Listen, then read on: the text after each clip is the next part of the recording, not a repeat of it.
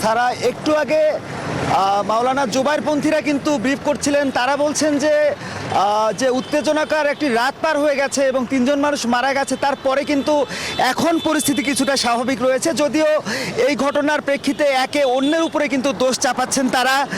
Sir, একটু বলে রাখি যে এই মুহূর্তে যে জোর ইজতেমা হচ্ছে এটি কিন্তু তাবলিগ জামাতের একটি আনুষ্ঠানিকতা।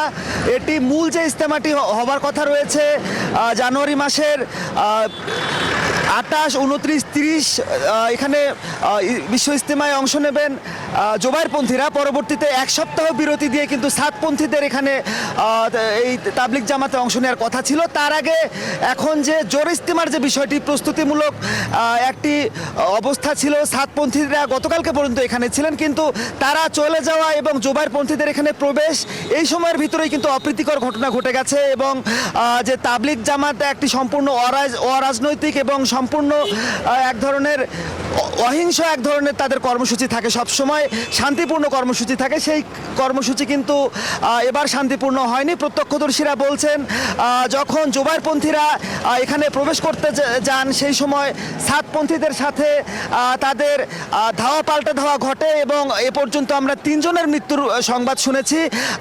বুঝতেই পারছেন যে এক ধরনের থমথমে অবস্থায় কিন্তু বিরাজ করছে এই মাঠেই। ইসলাম ধর্মের শান্তিপূর্ণ একটি সমাবেশ করতে এসে 3 জন মানুষ প্রাণ হারিয়েছেন এবং কয়েকশো আহত হয়েছেন। তারই প্রেক্ষিতে কিন্তু সকাল থেকে আইন শৃঙ্খলা বাহিনীর সদস্যরা এখানে অবস্থান নিয়েছেন। শুরুর দিকে পুলিশ, র্যাব এবং বিডিআরের সদস্যরা ছিল এবং এই মুহূর্তে আমরা কিন্তু দেখতে পাচ্ছি সেনাবাহিনীর সদস্যরাও এখানে যুক্ত হয়েছেন। কয়েক প্লাটুন সেনা সদস্য তারা এখানে অবস্থান নিয়েছেন এবং